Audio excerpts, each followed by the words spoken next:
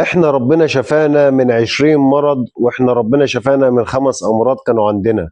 طب قول لي يا ابني مرض واحد منهم واثبت لي حتى بتحاليل قبل وتحاليل بعد. يقول لك انت مالك، انت تطلع ايه، انت شغال ايه، انت مين عشان اوريك. طب ما انت يا ابن الحلال يا مغيب يا مغفل عمال بتنشر اشاعات وبتروج لاشاعات وبتشتم في اي حد طالع بيتكلم في الصح.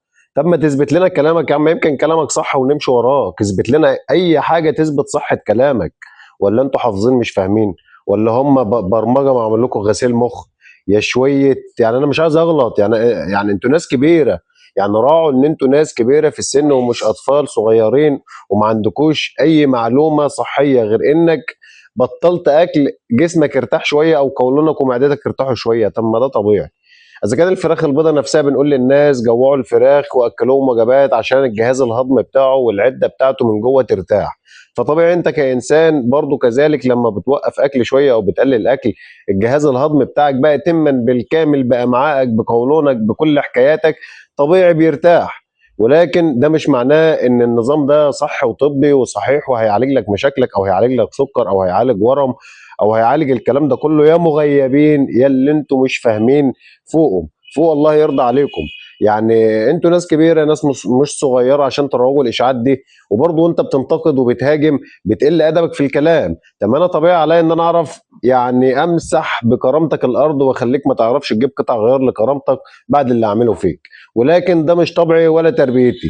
ولكن ما عنديش مبدا ان انا اغير طبعي مخصوص عشان خاطرك او عشان خاطر اي حد يقل ادبه او بفكر ان هو مثلا لما بيتفلسف في الكلام او بيتكلم بطريقه مش كويسه ان الواحد عاجز عن الرد. لا بالعكس، يعني اسهل ما عند اي حد انه يرد.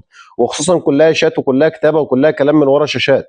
لكن انا بطبعي الحمد لله مش ضعيف عشان ارد شتيمه في كومنت او في تعليق. لا انا ممكن ارد لما يكون انت في وشي في وشي ابقى اوريك رد عامل ازاي. هفاجئك انا ساعتها. هبقى اوريك بقى الخبيثات مش الطيبات. فيا جماعه الله يرضى عليكم فوقوا من الغيبوبه اللي انتوا فيها ديت. وهفضل اتكلم وهفضل انصح وهفضل اوعي الناس لحد لما الفتره دي تعدي. يعني انا كنت بتكلم قبل كده مع كام حد مسؤول في الدوله برضو من حبايبنا. فبقول لي ازاي الدوله ما بتتكلمش والدوله ازاي ما بتعاقبش الناس ديت. قال لك الدوله عارفه ان هم ما لهمش لازمه ونظام الطيبات ده ملوش لازمه وكلها اشاعات طالعه في الفاضي. فخير الرد عليها الصمت وهتاخد وقتها يومين ثلاثه اسبوعين ثلاثه شهرين ثلاثه وهتعدي وهتروح. فطلعتم اصلا انتوا يا بتوع الطيبات مالكوش لازمه اصلا بالنسبه او مقارنه بحجم الدوله. انتم يعني ناس تتعدى على الصوابع. مالكوش اي 60 لازمه. ربنا يهديكم وتفوقوا من الغيبوبه اللي انتوا فيها ديت.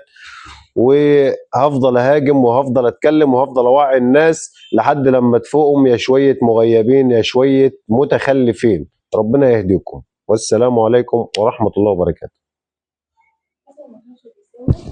هقول لك كلمه قبيح. وحش اصلا. بثوره ولا لا؟ لا. يخص عليك. هو جايب، انا اول مره اشوف ده. اعتمد.